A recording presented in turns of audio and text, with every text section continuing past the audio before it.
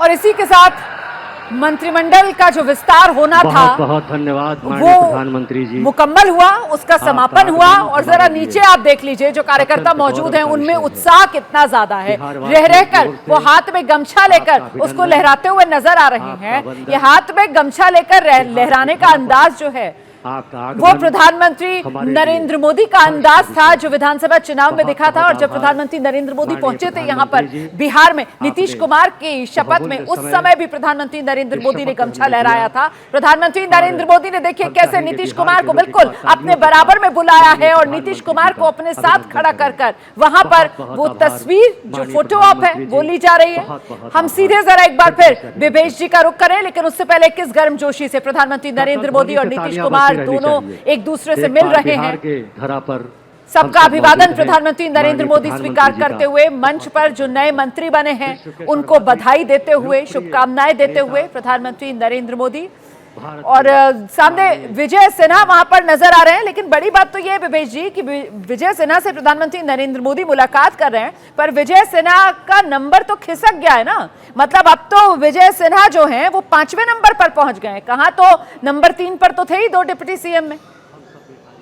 इस बात को समझना पड़ेगा क्योंकि सरकार में मुख्यमंत्री भाजपा के बन गए हैं तो डिप्टी सीएम 2 जो होंगे स्वाभाविक रूप से जेडीयू के होंगे, तो नीचे नंबर खिसकना स्वाभाविक है। लेकिन उनकी अहमियत रहेगी, भले ही वो डिप्टी सीएम नहीं है लेकिन कैबिनेट मंत्री के रूप में उनकी अहमियत रहेंगे। और मैं समझता हूं कि भाजपा के लोगों को भी इस बात को समझना होगा कि सरकार उनकी है लेकिन 85 विधायकों के साथ जनता दल यू एक मजबूत सहयोगी है। और निशांत को जिस तरीके से जगह दी गई है उसमें भी ये समझ में आ रहा है, जिस क्रम में निशांत को बुलाया गया है शपथ दिलाने के लिए, उन्हें भी एक अहम जिम्मेदारी मिलेगी।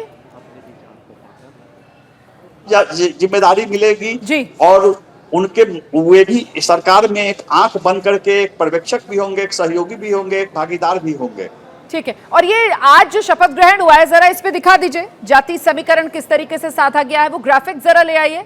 उससे समझ में आएगा कि बीजेपी के कोटे से हम देख सकते हैं किस तरीके से 2 ब्राह्मण हैं, 2 भूमिहार हैं, 2 राजपूत हैं। संख्या बैठती है जाकर 6 पर। वैश्य 3 हो गए और इसके अलावा ईबीसी से 3, यादव 1, मतलब ओबीसी 1 और दलित 2। तो कुल मिलाकर यहां पर भी ईबीसी, यादव, दलित ये भी संख्या 6 की बैठती है और 3 वैश्य।